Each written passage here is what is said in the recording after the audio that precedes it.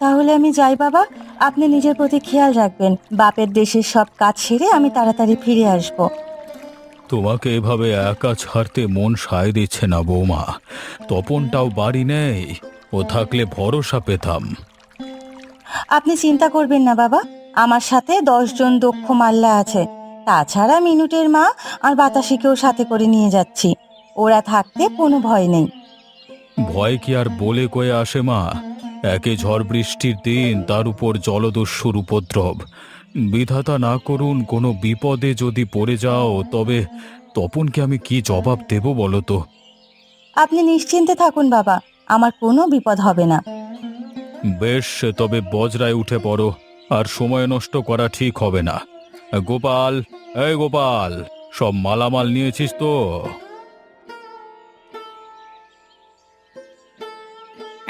আগে কর্তাবাবু, সব জিনিস তুলেছি। তা মাইজি, এই বাক্সটাও কি তুলবো? এটাই তো কিছু আসে বলে মনে হচ্ছে না। হ্যাঁ হ্যাঁ, এটাও লাগবে। সাবধানে এই বাক্সটি তলকুঠুরিতে রাখো। আর বাতাসি কোথায়? ওকে দেখছি না যে। ওই তো আসছে। তাড়াতাড়ি আয় বাতাসি, নৌকা ছেড়ে দেবো তো। কিরে, এত দেরি হলো কেন তোর? আমি না বলেছিলাম সকাল সকাল বজরায় উঠে যেতে? একটু সাজগোজ করে এলাম বৌদি। হাজার হোক তোমার বাবার বাড়িতে যাচ্ছি, পরিপাটি না হয়ে গেলে তোমারই বদনাম হবে। যেতে আরো 3-4 দিন লাগবে। এখনই তোর আধিক্যতা শুরু হয়ে গেল। বারে, নৌকা কত গ্রামগঞ্জের ওপর দিয়ে যাবে, কত মানুষ আমায় দেখবে। ওদের সামনে কি পেটনি সেজে থাকবো নাকি? তোর সাজগোজ দেখে মনে হচ্ছে তুই যাচ্ছিস বাপের বাড়িতে, আর আমি যাচ্ছি তোর সেবা করতে। তা কেন হবে? আমরাই তো যাচ্ছি তোমার দেখাশোনা করার জন্য। তোমার যাতে কোনো অসুবিধে না হয় সেজন্য কর্তাবাবু আমাদের পাঠাচ্ছে। দেখাশোনা করে একেবারে আমায় উদ্ধার করে ফেলবি। এখন বাবুকে নিয়ে নৌকায় যা, আমি আসছি। সাবধানে যাস বাতাসি। আর আমার দাদু ভাইকে সব সময় চোখে চোখে রাখবি। তা তোমার বলতে হবে না কর্তাবাবু, ওকে কোলছাড়া করবো না।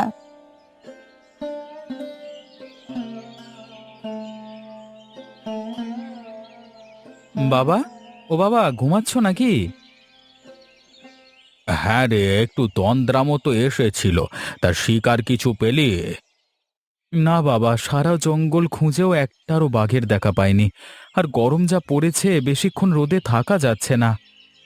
হ্যাঁ রে, কদিন ধরে গরমটা পড়েছে খুব, মনে হচ্ছে ঝড় বৃষ্টি হবে। ঠিক বলেছ বাবা, কথায় আছে, যে বছর গরম পড়ে সে বছর বৃষ্টি বাদল হয় বেশি। তাই হোক, এই গরম আর সহ্য করা যাচ্ছে না।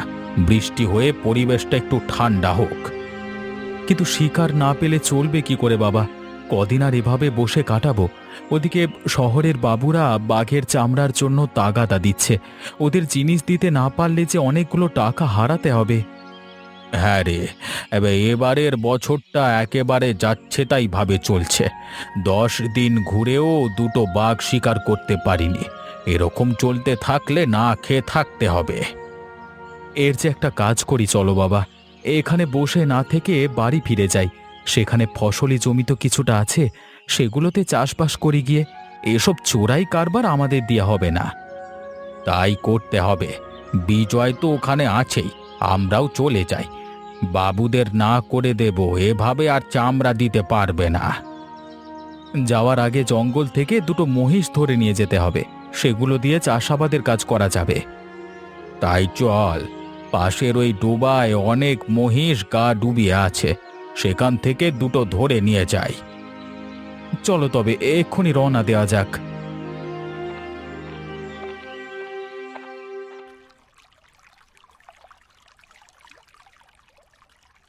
আমরা কত দূর এসেছি মাঝি? বজরা এখন কেমন এগোচ্ছে? ভাটির দিকে যাচ্ছি তো, তাই অল্প সময়ে অনেক পথ এসেছি। ওই দূরের যে গাঁটি দেখছেন সেটির নাম হেমন্তপুর, আমাদের বাড়ি থেকে 10 ক্রোশ দূরে। বাহ, কয়েক ঘন্টায় 10 ক্রোশ চলে এসেছি।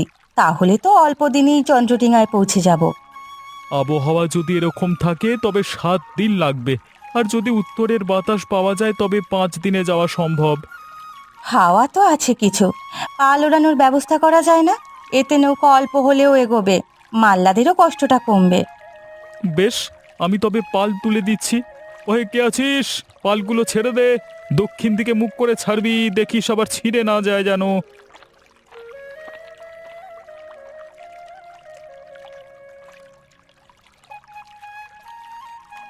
বৌদি খাবে না? দুপুর হয়ে গেল তো, এসো খেতে এসো। রান্না হয়ে গেছে? হ্যাঁ, কখন শেষ হয়ে গেছে। মাঝি মাল্লারাও সবাই খেয়ে নিয়েছে। তুমি এলে আমরা খেতে বসবো। ঠিক আছে, আমি যাচ্ছি। আর মিনুর মাকে বল খোকাকে খাইয়ে দিতে। ও এখনো ঘুমোচ্ছে, ঘুম থেকে উঠলে খাওয়াবো। ঠিক আছে, চল তবে আমরা খেয়ে নিই।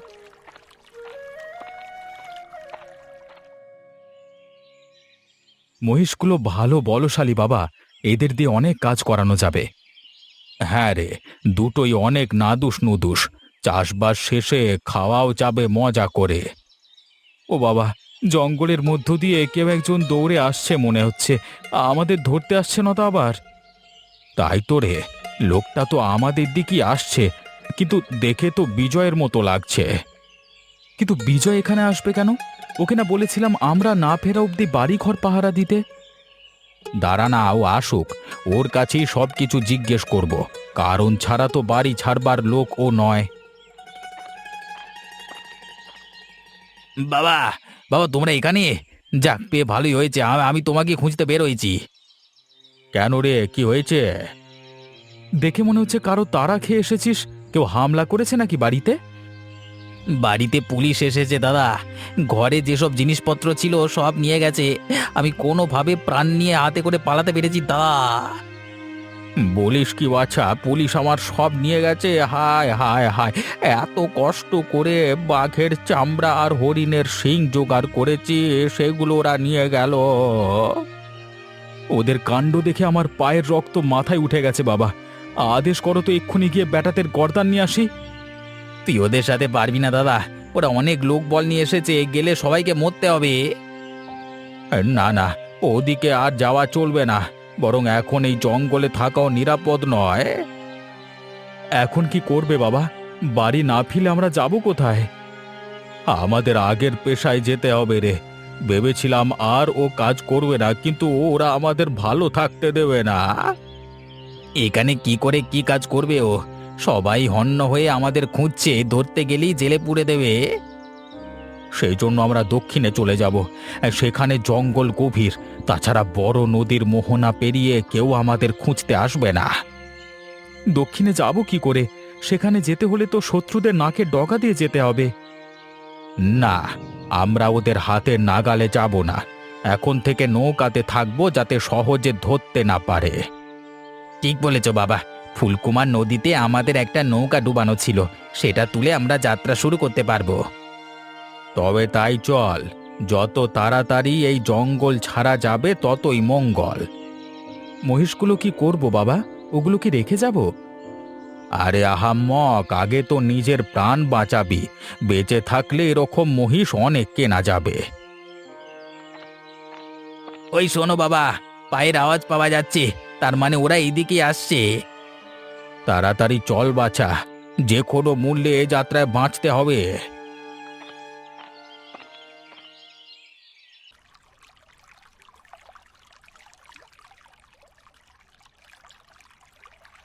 আর একটু তরকারি দেব? পাচ্ছে একেবারে খালি হয়ে গেছে। না মিনুর মা, এতেই হয়ে যাবে আমার। তো বেলায় কি রাঁধবে? খিচুড়ি রান্না করব ভাবছি। আকাশে মেঘ করেছে, এই আবহাওয়ায় খিচুড়ি খেলে ভালোই লাগবে। বেশ, তা হাট বাজার আছে নাকি কিনতে হবে? এই যা, তোমাকে তো বলতেই ভুলে গেছি, কাঁচা বাজার শেষ হয়ে গেছে, আর মাছও কিছু লাগবে। ঠিক আছে, আমি গোপালকে বলে দিচ্ছি, সামনে কোনো গ্রাম পেলে সেখান থেকে মাছ তরকারি তুলে নেবে। তা আমাদের যেতে আর কতদিন লাগবে? 2 দিন ধরে বজরায় আছি, এইভাবে এক জায়গায় বসে থাকতে আর ভালো লাগে না। আরও 2 দিনের পথ বাকি, সামনে পলাশপুর জঙ্গল, সেটা পার হলেই আমার বাবার বাড়ি। তার মানে 2 দিন ওই জঙ্গলের পথে রাত কাটাতে হবে। হ্যাঁ, সেজন্য প্রয়োজনীয় সব জিনিসপত্রই আগে থেকে নিয়ে নিতে হবে।